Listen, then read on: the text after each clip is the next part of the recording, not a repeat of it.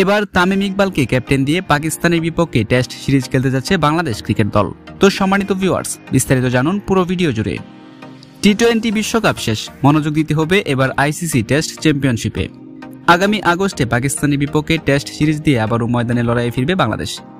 আর এবার চূড়ান্ত হয়ে গেল সেই সিরিজের সূচিও। আগামী 21 আগস্ট শুরু হবে স্বাগতিক পাকিস্তান ও সফরকারী বাংলাদেশের মধ্যকার 2 ম্যাচ টেস্ট সিরিজ। যে সিরিজের 2টি ম্যাচই আইসিসি টেস্ট চ্যাম্পিয়নশিপের অন্তর্ভুক্ত। প্রথম ম্যাচ অনুষ্ঠিত হবে রাওয়ালপিন্ডিতে।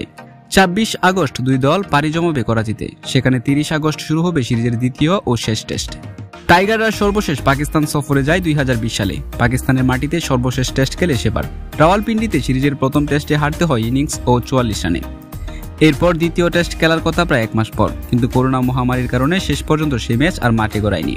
পাকিস্তান সফরের জন্য বাংলাদেশ ক্রিকেট বোর্ড ক্রিকেটারদের 10 আগস্টের মধ্যে রিপোর্ট নির্দেশ করতে দিয়েছেন।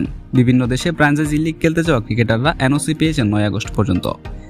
এদিকে বাংলাদেশ সিরিজকে অত্যন্ত গুরুত্বের সাথে দেখছে পাকিস্তান, তাই তাদের ক্রিকেটারদেরকে বর্তমানে এনওসিও দিচ্ছে না। তবে এদিকে গুঞ্জন শোনা যাচ্ছে তামিম ইকবালকে ক্যাপ্টেন দিতে পারে ওই সিরিজের টেস্ট ম্যাচে। পাকিস্তানের বিপক্ষে ক্যাপ্টেন হয়ে দলে ফিরবেন তামিম, এমনটাই জানা গেছে। তো সম্মানিত ভিউয়ার্স, তামিম ইকবাল যদি পাকিস্তানের বিপক্ষে টেস্ট ম্যাচ খেলে তাহলে আপনি কতটা খুশি হবেন তা অবশ্যই কমেন্ট করে জানিয়ে দিন।